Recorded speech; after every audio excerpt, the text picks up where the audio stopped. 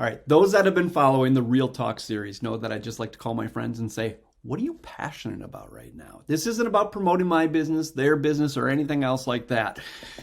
I'm going to be honest. I think that this next interview that you're going to see, I'm going to come across as though I'm promoting her book and I'm just a fanboy. That was not the purpose, but that's the way it came off. There's no doubt about it. Michelle is an amazing author. She's an amazing coach. She's an amazing entrepreneur. And I had asked her, what is resonating with your soul? What do you want to talk about? And I keep bringing up her book over and over again because what she said, she replied with this. What resonates with me? Well, lately, I'd say it's the hustle grind mentality that leads to burnout, overwhelm, and exhaustion. The idea that as business owners, we have to do it all, be it all, and prove ourselves to someone who I'm not exactly sure. I see it so much in my coaching practice. Mostly, it's a limiting belief coupled with the comparison of others on social media. And she wrote more on there, but that's basically the context of what we got together to talk about. But so much of that topic she covers so well in this book. I actually just pulled out the book and I kept bringing it up and bringing it. So this almost comes across as a book promotion. So I'm just going to start the video by telling you, you need to get this book. It's an amazing book. And you know what? Her heart is all over this thing. And I think you're going to love it. So I hope you enjoy the conversation. We had a lot of fun together. If I come across a bit as a fanboy on this particular video, I'm okay with that. Michelle, thank you for joining us on this Real Talk. Hope you guys enjoy. All right. I know you just got done watching the intro. You guys, I've already told you in the intro, I am honored, blessed. Seriously, Michelle, thank you for agreeing to doing this. And you also are very aware of the fact that we don't go into this to really even talk about your business or my business. This is just to talk about what's on your heart and your soul. And before we get to that, there's no way I'm not talking about this. Okay. Thank you. And I want to just mention, and I kind of want to get your feedback on this. I really had a blessed month last month where I got to take my wife out to go visit my son out in Eugene, Oregon. And this was my vacation book. This is what I read on the plane. This is what I read when we were relaxing in the mountains. And I got to just tell you, I thought I was going to read a little bit about transaction coordination and your business growing into that. This really, quite frankly, this resonated at a deep, deep level, and it has nothing to do with the industry that you're so well known for. Anybody who is thinking they just have an entrepreneurial spirit and heart, oh my gosh. And then here's the other thing. I read this and I thought, I swear I could have written that same book. I just resonated with so much that you said. I'm not as good at words as you are. But the fact is, can I just ask you, where did this come from? Because it's a very different book than this. Yeah. And I'm just saying, this is outside of the industry. I encourage this, and I've certainly promoted it to quite a few people now. I appreciate that. Thank you. And thank you for your kind words. I'm going to keep this. And when I have one of those crummy days, I'm going to go back and watch this again because you've made me blush and made me feel very proud. Where did that come from? You know, it really came from sort of this sacred rebel, I think, within me who wants to show up different in the business world, who doesn't believe that everything is about the money. And while I believe money is important in our business, it's not everything. You know, there's happiness and joy and great service and you know, the team, there's so much more. But it really came from, I mean, I've always felt like I've been sort of an outsider in the business world, and I wanted to share some ideas and some beliefs and some struggles that I had because I've had people say to me countless times, "Oh, you're so lucky." And I'm like, "Oh no, you should hear my story." And that was another thing I wanted to share was I wanted people to know that it is sometimes messy. It is sometimes sparkly and it's held together just barely with duct tape. And other times there's just something that happens in the world, in our lives, in our businesses that we're not quite sure where that came from or how that happened. And that's what I call the magic. So that's where that came from. Thank you. So I want to share with people one thing I don't know why I'm emotional. I just want to cry. I'm just thinking about what I went through in this book. That's just weird. You're but sweet. So I appreciate you just being able to let us just kind of really kind of dive into this, because there's something that you did in this book that I think is real special that you just kind of mentioned when you talked about the struggle. I Mhm. think so many people, and I think that's why I'm getting emotional as I'm thinking about the struggle that I've had in my background, and struggle, and people that both you and I coach are going through, and they're real. They're very real. Mhm. It can be very vulnerable to share our struggles, and some of us are Yeah. very good at communicating lessons or training and all these things around the real estate industry that we have. Not everybody's great at sharing their struggles in a way that others can resonate with.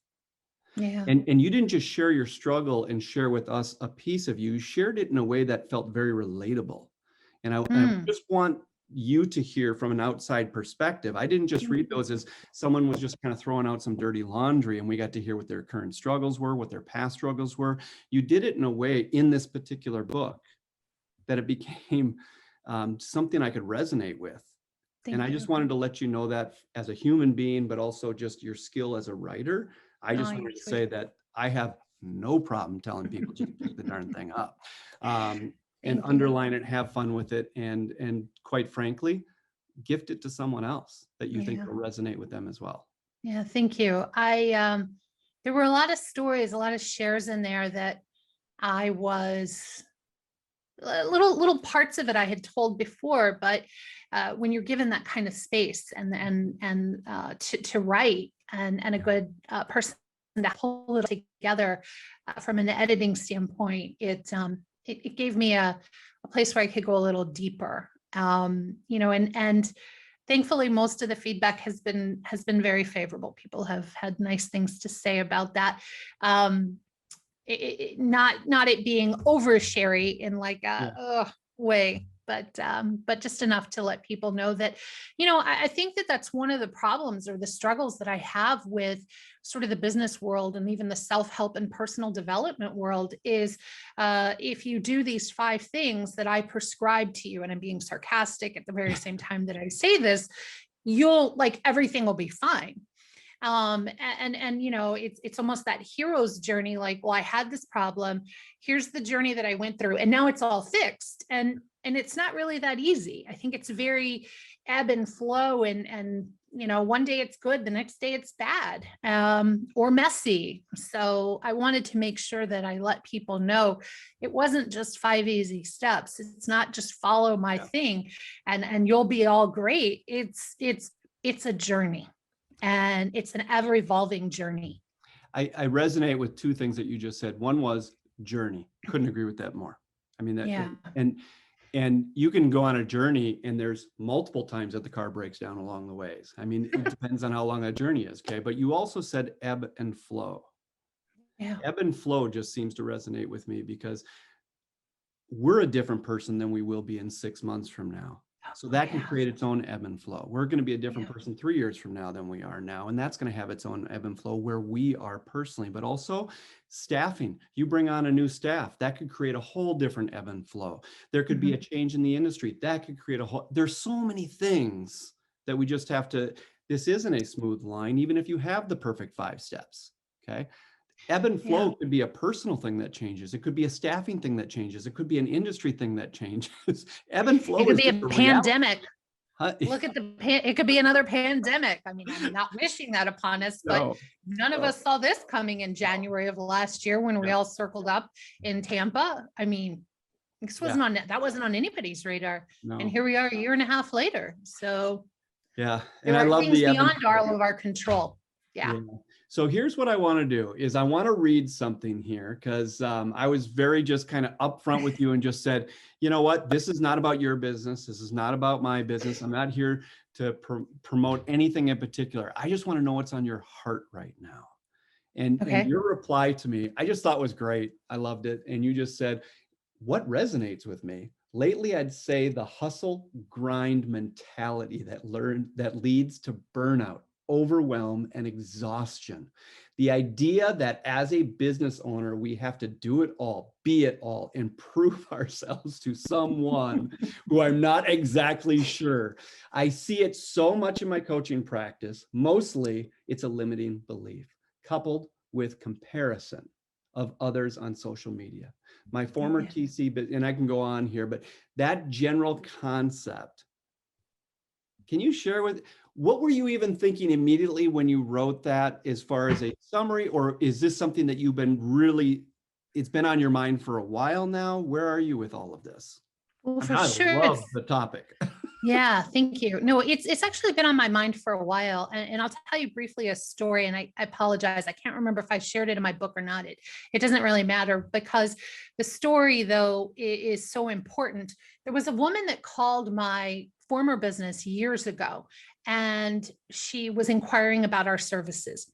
And she went on to tell me, was like the top producer in her region, won multiple awards, et cetera, and just really was just, sharing with us all the accolades that she'd received, all the success, et cetera.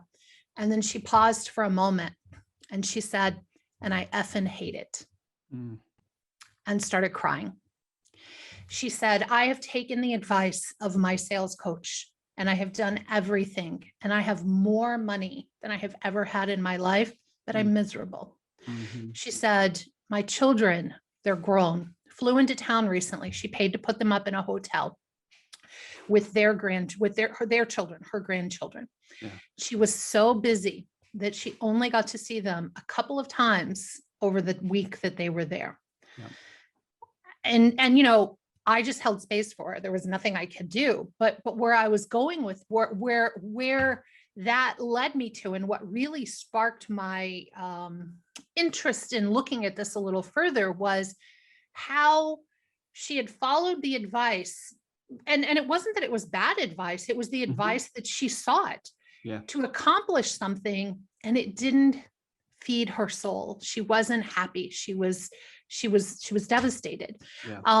And so after that, and really sort of diving deeper into it with people I worked with, the agents, the clients, my team, et cetera, I created and even trademarked as a topic called Soul Crafted Success. And, it's like, what is our soul wanting of us? What is it that we are being called to? What is it that's special about us? I believe success is like as different as all of our fingerprints, but yet we spend so much time looking on the outside rather than looking inside. And we end up in situations where that woman was doing something that she thought she was supposed to do that was going to bring her happiness, when really and truly those grandbabies and her children were what were going to bring her happiness. Yeah. And both of us would be disingenuous if we didn't bring up the fact that grandbabies are kind of a big deal for both of us. Yeah. Yeah. I have a couple of them. I love them. Yeah. So here's the thing is, you did share that in that book, but I think it's really relevant to the talk that we're talking about here is, so I want to get back into that side of it from your story though. Yeah. Okay. Yeah. And I loved reading. First of all, I will say the first thing that resonated with me when you actually put that in the book was you also, because you reiterated this part right here, is you said, "I just gave her that space." Yeah. Okay. You didn't try to talk her in or out of anything. You just gave her the space to have that feeling, that conversation, and everything else like that. Yeah. But you kind of talk about in your book also, I'm interpreting. That's fine. You went through not something all that much different than what you just said that you. Oh, a dark night of the soul. Yeah. I mean, is that accurate? Oh yeah, many over the years, but for sure, I write specifically about one, in my book, and I started my business just like many of us do, with the idea that I wanted freedom, and I wanted flexibility. Yeah. At the time I started my business 16 years ago, I had 3 kids at home. Yeah. I was working in a law firm for an attorney who used to say family first, but what that meant was his family, then the firm, and oh, I'm so sorry, there's no time left for your family. And it was a 60, 70-hour work week, easy. Yeah. Yeah, and yeah. I thought that was what was expected of me. That was what we did. So anyway, so I started my business. I, opened it up. We had success. I'm gonna pause you before you go into that part, because you just said something. You said that's what was expected. How much of that was expected of your boss, and how much was self-imposed in expectations? Probably a little bit of both. There was this, I need to prove myself. Okay. I'll be honest with you, I don't have a fancy college degree. So Yeah. there's an expectation on some level, I think, that comes with that we have to work harder than others who have a piece of paper because they've done something that I didn't get the opportunity or take the opportunity to do. So there was part of that.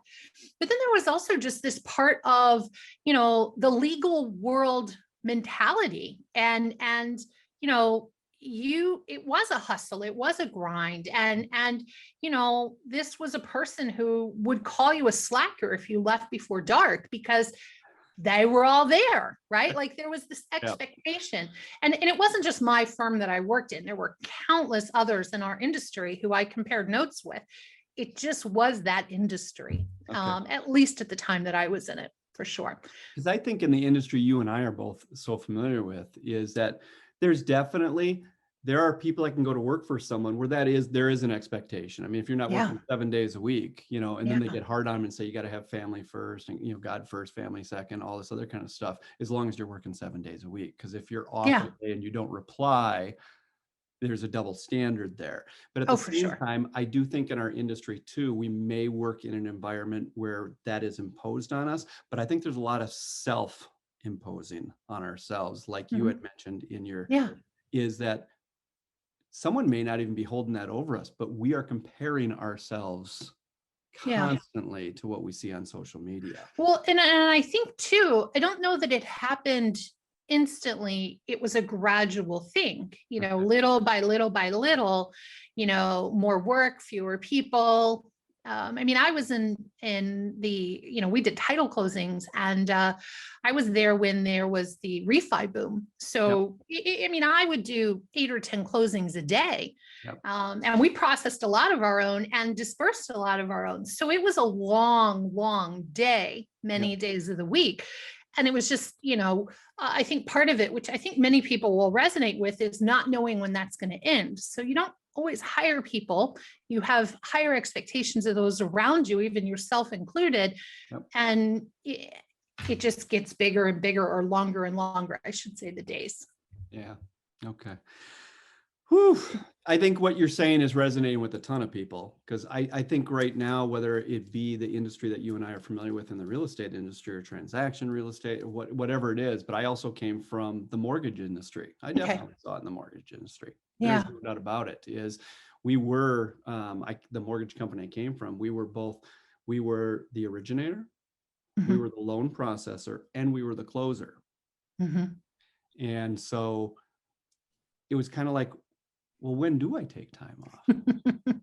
I'm working 3 jobs here. And so it went from, we thought being in the mortgage industry was nice because we always joke around about bankers' hours. Well, bankers' hours became almost real estate hours. It was 7 days a week. So what would you say, because I know what some of mine were, what were your tipping points to move in the right direction, the direction that you wanted to go? Because I wrote down 2 words that are remembered from your book, and you just mentioned here: freedom and flexibility.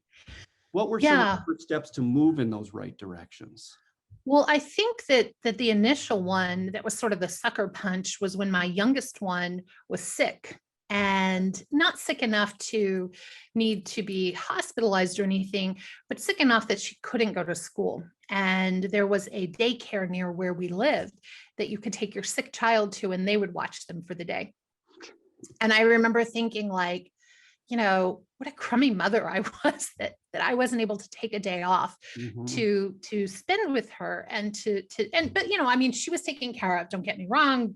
She had a nurse, much more qualified than I was, but it was something different, right? Like when you sign up to be a parent, you want to be there for them. But I really wasn't able to. And I had to pay people to pick my kids up from after school care, and wasn't getting home until 8 o'clock at night, just time to look at homework and tuck them in. it was overwhelming. But what really shifted it was I actually saw a piece of software that I'd never heard of before. I was looking for a solution in the firm to try to make things more efficient. Okay. And this particular software that I found was where I even learned the word transaction coordinator. It was not known on the East Coast. It was not known anywhere outside of California. And as I looked further at it, I thought, well, that's kind of cool. Like, we should do that. And again, I'm thinking of the firm. We should do that. And I spent a couple of months really pulling together a very rudimentary business plan, some ideas, et cetera. I went in and I sat down with the attorney and I said, hey, I got this idea. And like literally 5 minutes into it, he was like, that's just stupid. Go get me, and, sent me off to go get something. But I couldn't let it go. So it was sort of this perfect storm. It was, I need to make a big change. This is cool. I could do this. And the rest is sort of history, if you will. I did it. Were some of the steps, okay, so that business was one part of it. Was another step, and I don't know the answer to this, I was working in the office and now I got to work from home, even though I was still working a lot, but at least I was at home? Or what were some of the things that you saw as tangible differences in your life that you said, I'm moving in the direction to freedom and flexibility? Well, I thought that working from home I would instantly have that having my own business would instantly provide that. Yeah. I was very naive. Correct me if I'm wrong. I'm pretty sure you said that you actually ended up putting an office in your living room or something to that extent. Oh, I did. There were like I did. cubicles or something. I did. I turned my family room into, I had 4 people that used to come to my house and work. So now I had to keep house for just regular family, but I had to keep house clean enough for like company every day. Yeah. But like we figured it out, and they were all dolls and dreams to work with. But yeah, we grew pretty quickly and I needed help. And I just thought, well, help comes, like we all hang out together. And so, I went from having people in my office to, that not really working, and to renting an office, which was the opposite of what really I wanted in my life. And that was probably one of my first dark nights of the soul, realizing like I'd signed a lease. I'd gotten myself into a situation that I hated. I really, really did. So from a time perspective, and I keep resonating with the words freedom and flexibility. Let's just talk about grandbabies. Okay. So when grandbabies came along, were you already at the point that you felt that you had the freedom and flexibility? Because that's who you thrive on being grandma. Okay. Yeah. You do things that Gigi, by the way. Gigi. And Gigi. what's her nickname, as you call her? Grand Ginger. Yeah, she's the Grand Ginger. Yeah, she's got red hair. Yeah. Knowing that feeds your soul. Were you at the point that you had the freedom and flexibility that you wanted to be the grandmother that you wanted right when that happened? Or is that still a transition during that time? No, by then I was pretty far into it. She just turned 6. So I was at about 10 years into my business. Okay. And I had, gone from, working, with a bunch of people at home, having an office, shutting that down, realizing that like I had to make a change, something different had to happen, to sending everyone home, way before it was cool to have a business that you could run from home in that respect, to, growing a business and surviving like, the real estate meltdown and all of that. So she came along, 6 years ago. And by then, year 10 in my business, I have a pretty decent sized team. We've gone through a bunch of hurdles and, obviously those things are still coming up. And yet, probably shortly after she was born, I began to take Wednesdays off. I would let my team know that if they needed me to reach me, but I didn't take calls. I didn't take meetings. I didn't plan anything big for those days because, I wanted to be able to hang out with her. So yeah. And now it's Mondays, every other Monday, she hangs out with me. Okay. So I hope this resonates with other business owners out there, because those that know me is constantly I'm showing up pictures of what my calendar in reality looks like, because I think Mhm. reality is a good thing to see, and it's Mhm. full disclosure, and there's nothing to hide from. And what they see on my Wednesdays, that's when I do date days because my wife is available. I Mhm. actually feel more romantic with my wife if I know I'm playing hooky to do it. So, so we actually have Yeah. an agreement with my creative partner. She doesn't even want to talk to me on Wednesdays. She's like, "You're Yeah. supposed to be playing hooky, you're with Yeah. your wife." So I love that you said that you had Wednesdays, because Wednesdays happens to be right on Yeah. my calendar. It'll say David and Dina with a heart, and basically everybody on the Yeah. team, they leave me alone because they know how much that Yeah. means to me, because that flexibility and the freedom that you talk about, that's part of what flexibility and freedom looks like to me. And Yeah. so for you to have those Wednesdays and now those Mondays and stuff like that, if you're a business Yeah. owner, to me, my calendar is there to reflect the human I want to be. And so I Yeah. actually look at my calendar and I put on my calendar what I want to look like as a human being. And if I want to look like I want to be this type of grandfather, I want to be this type of husband, Uh-huh. I block it out on the calendar, and Yeah. then my team honors and respects that as well. Yeah. Yeah. So I love I that you think the do that. other part of that though is that we have to be able to do that for our team members too. 100% yes. You 100%. know, just being a business leader Yep. doesn't give you any carte blanche that you can, Yeah. come and go as you please and so forth. It actually means we have to figure out creative ways to allow our team Yeah. to have and be whatever it is that they want in their individual lives. And I've worked, in too many places where the leader was the leader, because they owned it or, through some other means, had a whole different set of rules than the rest of the Yep. people in the organization. And I wouldn't allow that. And I think that goes back to being that sacred rebel. It's, having those conversations with my team members, all of them over the years, and finding out, what was important to them. For some, it was handling a certain level of business and they were extremely happy. Okay, great. Let's make that happen. Yeah. For others, it was, being able to take a break every afternoon to pick their children up and to come back and not stress about, somebody in our, that they work with, being upset that they weren't available. It was, supporting them and having those conversations early. So while I agree that like our team can see that on our calendar and leave us alone, like we have to model it. And I think the other part of that would be, we have to support those people that work with us or even that we coach in implementing that for themselves, because too often we say it, but if we don't help them with it, then it creates that it becomes out of balance. So Yeah. And we just gosh dang, this is just resonating so hard, because this is literally the conversation 2 hours ago I had with my creative partner. She wants to awesome. be, she knows the type of husband I want to be, the type of father I want to be, the type of grandfather I want to be. But I also know the type of fiance that she is and what she wants to do to plan for her wedding and be able to take those times off to go meet with a wedding planner. And she wants to be a certain type of sister this week. And so she's going to take Wednesday off and go celebrate her brother. And I love that. So those are just, that's like everyday conversations for us. And I love that my phrase would be, that goes both ways. Yeah. I Yeah. want to hear that from them. And if I'm not hearing it from them, gosh darn it, I hope I'm a leader that actually brings that up. Yeah, yeah. I think we have to. I think, Yeah. sort of back to what I had written that you mentioned at the top of our call.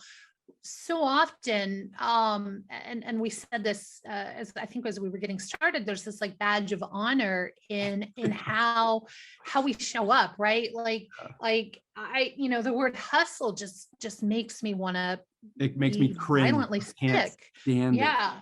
And yet, I mean, I also sort of get it, right? Like that woman that I described myself, like that's what's modeled.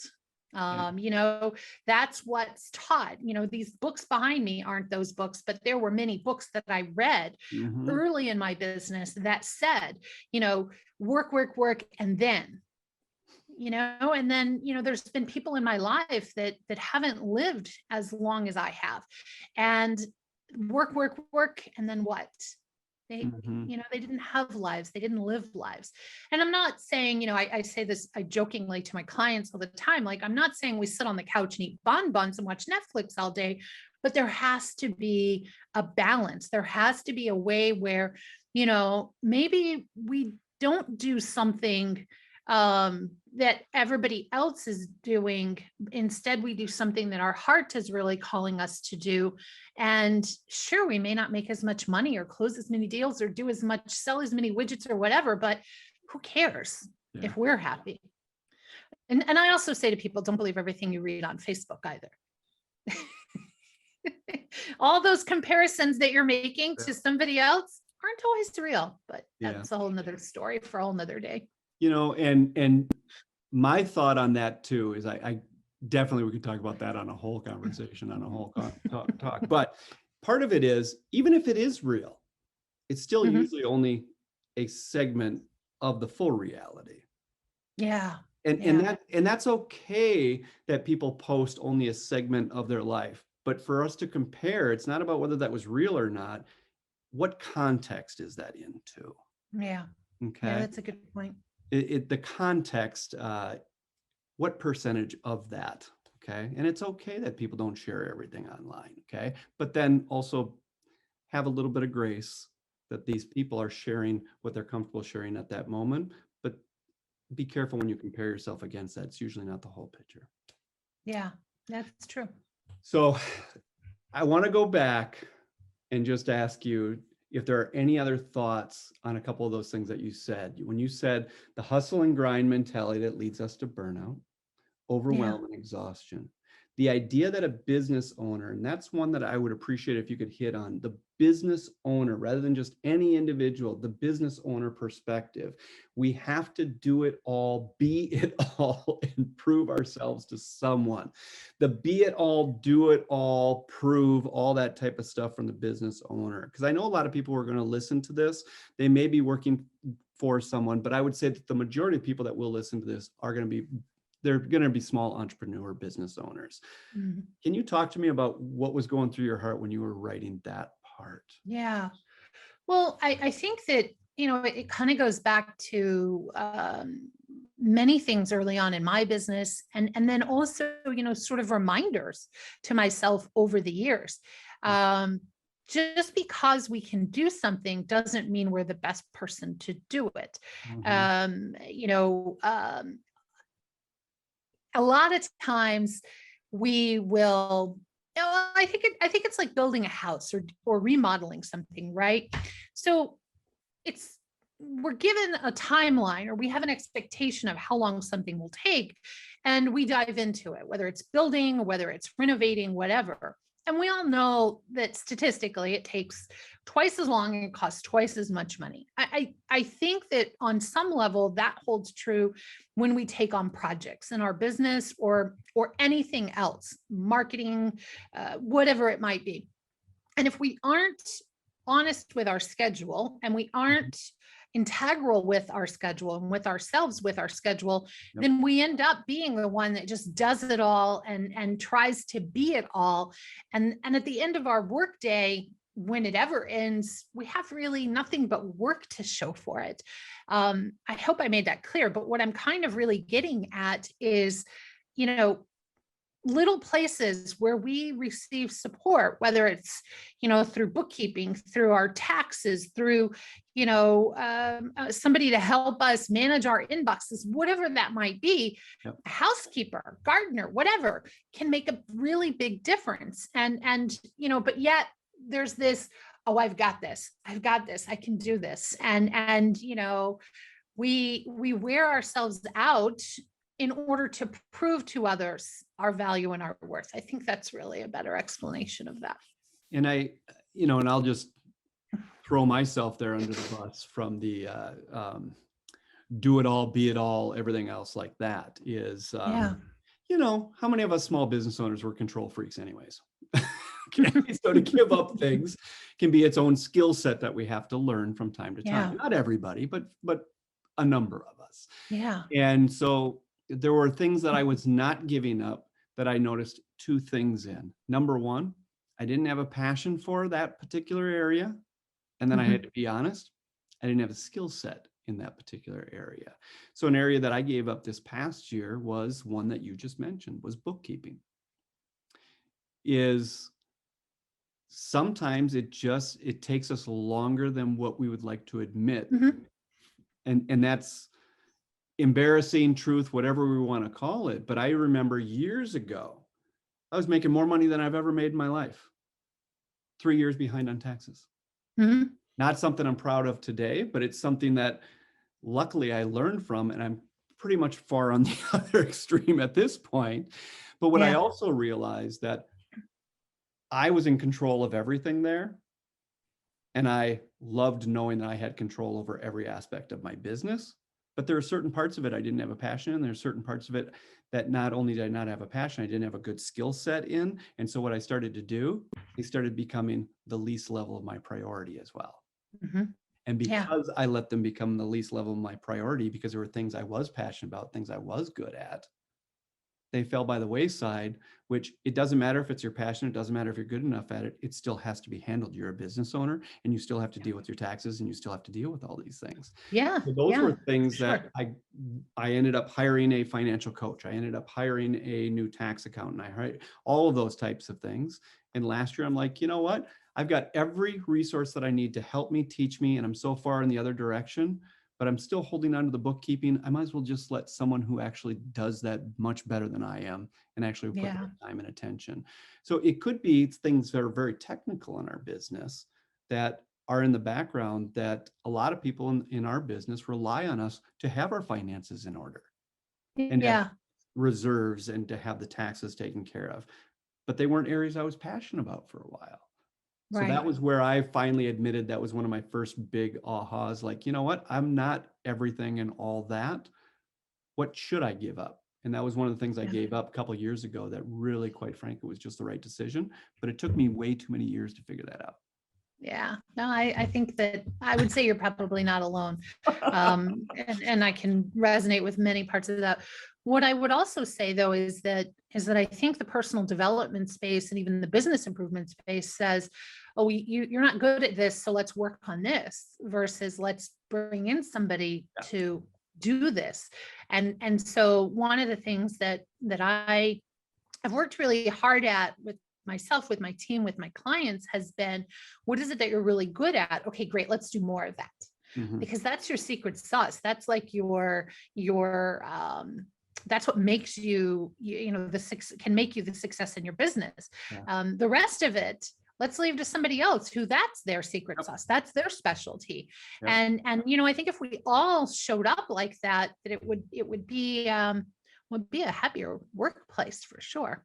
Well, and just the thought, isn't it kind of exciting to know that if you do it right, you actually could provide an amazing opportunity for someone who has a passion and a skill set in that area? Oh, for sure. Love that part. Yeah. I love that part. To watch them every day, love to come to work, and you're creating that environment. And then rather than, I like to lead by empowering them. Empower them. I don't know, what do you think that department should look like? You tell me. Let's have some fun with this. Empower them, but to see them come to work with that fire, because they feel like they own a little part of your company. They're not micromanaged. Well, and we're always out there looking for ways to fix things, when really and truly, while things could maybe change or be improved, they could also just be really awesome. And I think it again plays to our strengths, like celebrating those strengths versus always looking for something that we need to fix or change, which I think kind of does tie back into that hustle, right? And I shared with you at the, before we got started here, just that story of this woman that I was working with, or that I am working with, who, like, it took her a minute in over the course of some of our calls, but she just really finally took it in that, wow, I have what I set out to have. And rather than like instantly raising the bar, she's like, I'm going to enjoy this for a moment. I don't need to do like, bring on 10 more people just to prove to somebody. I'm going to just enjoy where I'm at, like this peak that I've climbed, and really just savor all of it for a moment. And I think that, there's definitely, that's not really taught in any industry that I'm aware of, but specifically in the real estate space, it's hustle. You made it here. Now go get more, go get more, go get more. Inspire me a little bit more on that topic from a personal point of view. Is what are those things that you're slowing down and you're kind of basking in just the joy of, okay, we've got that right now, or what are you happy with right now? Well, interestingly enough, You in her shoes, where is that for you? Where's that for me? Well, I think that it ties back into personally this belief that X number of hours per week is what it requires to prove yourself to yourself or someone that you're successful. Some weeks I may hit a certain number, other weeks I may not. And so I think for me personally, it was over time getting to a place where 40, 50, 60 hours wasn't success. Success was a whole bigger picture for me. I have a garden now that I'm pretty passionate about. I'm taking some gardening classes. That's something that I'm really passionate about. It has nothing to do with business. It has nothing to do with work or even the things that I show up for with my clients. But I'm making space for those things because they're important to me. Yeah. And I think when we prioritize the things that are important to us, my granddaughter, my daughter, she's going off to college in a few weeks to finish up. And when we prioritize those things, like we can always find room for the rest. What I find is the opposite. If we prioritize work, we oftentimes don't find room for everything else that makes us happy. And that really and truly leads to that burnout. Awesome. Is there anything else you want to share? I mean, we can talk to people that, obviously are working for someone. I kind of felt that this was going to be more directed towards that entrepreneur that, quite frankly, that's who I felt like you were speaking of when you talked about the burnout and overwhelmed and exhaustion and be it all, do it all. I was thinking small business owner, entrepreneur. And is there anything that you would speak to them? I mean, I know that, I've mentioned it multiple times, and this was not a promo video, but I'm having a hard time not putting this out. Well, I appreciate it. I think there's a lot we're not going to cover on this call that, quite frankly, I thought you addressed beautifully in that book. And it really came across as a labor of love and a passion of love to write that book. That's the way you came across in it. Thank you. Thank you. What else did you want to kind of share? Anything? Yeah, I think that I will say, as a woman, as a mother, as a business leader, one of the things that I think that I personally struggled with very early on and continue, like it's a reminder of that journey. It's not like I've fixed something. It's I've learned something and now I'm more aware of it, is that it's okay to not know something, and it's okay to ask someone for help. Yeah. It doesn't mean that we're weak. It doesn't mean that we're not intelligent. I honestly think that asking and receiving support from wherever that is, it could be from a family member, it could be, a partner, it could be, a client, or even somebody on your team, right? Like asking and receiving support, honestly, I think shows how wise we are to not want to get into that space. I was mentioning a client a moment ago, and one of the things that that she aspired to was to be able to have a housekeeper. And, you know, for a little while, it was very, well, you know, only certain people. And Yep. what we looked at was the fact that she has some young kids and, you know, a husband that works at home, and there was all this like going on. And much like you said a moment ago, you know, she was able to help put someone else to work doing something they're good at to free her up. But it took her a very long time to have the conversation with her husband.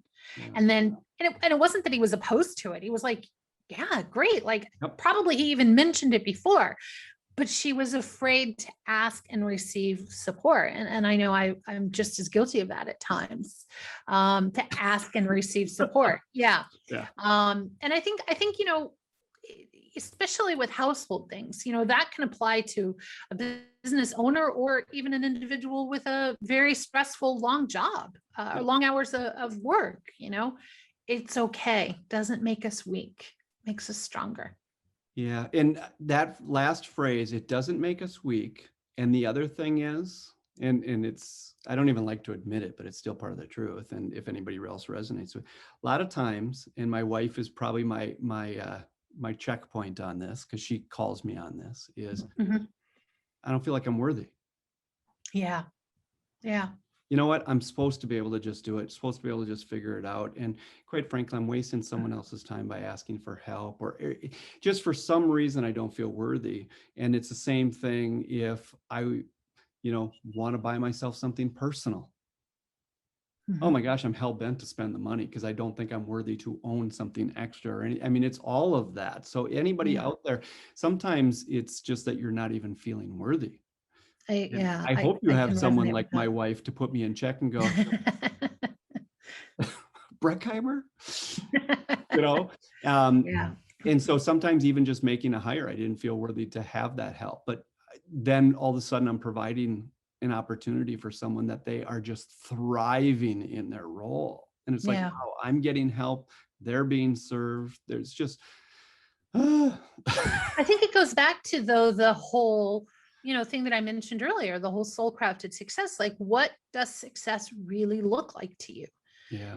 You know, not what I'm supposed to do, not what I should do, but what does it look like to you? And let's spend more time working on that and less time working on things that we think we need to, you know, learn or change or improve that are so far outside of what we really and truly want in our heart. Okay. So I want to finish with this. You just said, what does success look like? You know, they need to be able to ask that. What does it look like to you personally? Okay. Yeah. And your family. For me, it's really 5 words. I'm kind of curious what yours are. Mine, I'm always looking for peace, to both experience and provide for other. Peace, contentment, joy, gratitude, and compassion. There are no other words that speak more to my soul than those 5. So regardless of what I'm doing in my family, what I'm doing in work or anything, those are the things that I am looking for. Those 5. And I've read a lot of books. And if you read books on any one of those topics, the other 4 are mentioned. It's really hard not to be into all 5 of them. Yeah. What is it for you? Those 5 resonate with me. Yeah, well, those definitely resonate with me. I would add to those, you know, control over my time, you know, that is really important to me. And, you know, the older I get, the more important that becomes to me. And the more I can see where I gave far too much time to things that, that didn't bring me joy and satisfaction, or contentment or love, then I want to really truly admit, but time, you know, control over my time.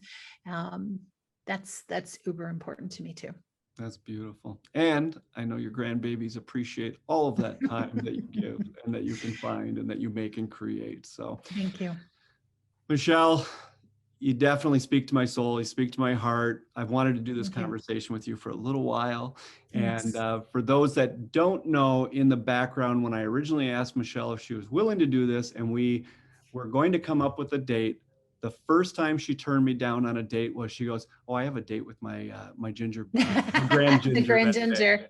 Yeah. So that's the best turn down. That's the best reason for a turn down I've had in a long time. Yeah. So we That's funny. rescheduled it to today. I want to thank you. And I guess, not to bring it up one last time, but you said something about women, and you do hit Yeah. on women entrepreneurs in this. I'm going to tell you, guys, give me a freaking break. Go read the book. Okay? I'm telling you right now, it will resonate with you as much as it will with all the women that she really talks directly to in this book. But it's an amazing read, anyways. Thank you. Tons of love, my friend. Thank you. Wanna go Thank you. ahead? Same to you. Absolutely. Thank you. Thank you. Appreciate it.